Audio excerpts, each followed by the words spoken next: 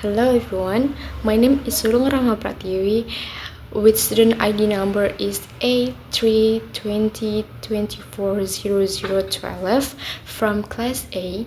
This video is a part of the Tourism or Pariwisata course sponsored by Tourism. The title of my project is Tourism Crisis Analysis in 2025, Labuan Bajo Boat Tragedy and Bali Quet Season versus Yogyakarta Safe. In this video, I will analyze two tourism cases in Indonesian based on news article from RRI and Metro TV. So, the first analysis is Labuan Bajo boat tragedy. The first case discussed a tragic boat accident in Labuan Bajo, one of Indonesian premium marine tourism destination. According to RRI, a tourist boat accident resulted in the death of a football coach from Valencia, Spain. This accident attracted international attention, including responses from major football clubs. Labuan Bajo is promoted as a world-class destination, especially for marine tourists. Therefore, this tragedy raised serious concern about maritime safety, tour operator responsibility, and government supervision in Indonesian tourism sector.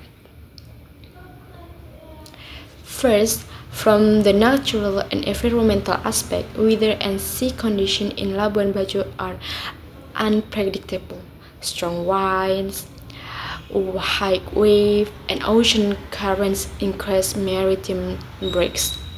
In this case, weather risk assessment will likely underestimate. Second, from the safety management aspect, there were weaknesses in the implementation of standard operating procedure. This include insufficient safety briefings, limited emergency preparedness, and inadequate use of safety equipment. This indicates the safety standards were not fully applied. Third, from the regulatory aspect, supervision and enforcement were weak. Although regulation exceed vessel inspection, operating licensing, and crew certification were not strictly enforced. This allowed unsafe operation to continue.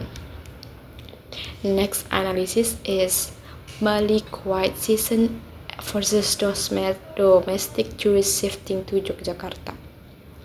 The second case, reported by Metro TV, discussed the issue of Bali being perceived as peace or quiet, while domestic tourists increasingly choose Yogyakarta as their travel destination. Although Bali remains popular among international tourists, domestic travel patterns show a shift.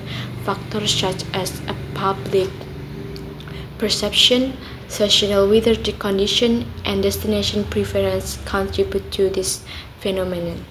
This case highlights how tourism demand can change without indicating a complete tourism decline. First, public perception and social media narrative strongly influence the issue of Bali sepi. Media reports and online discussion create a perception that Bali was less attractive, even though actual tourism activity continued. Second, seasonal and weather factor affect tourist comfort. During the rainy season, beach tourism in Bali becomes less appealing, while Yogyakarta offers culture and urban attractions that are less dependent on weather. Third, destination substitution occurs. Domestic tourists switch to Yogyakarta because it is more affordable, culturally rich, and perceived as more comfortable during certain season. So, what impact on Indonesian tourism?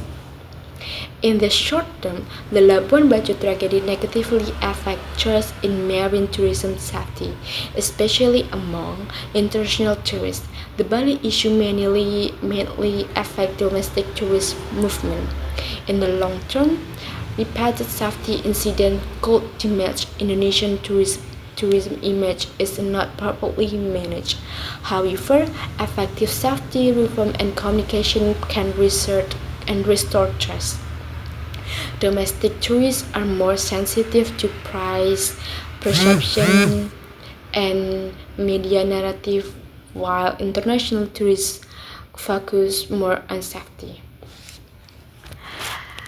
Reputation and destination reliability. So, next is weakness in Indonesian tourists.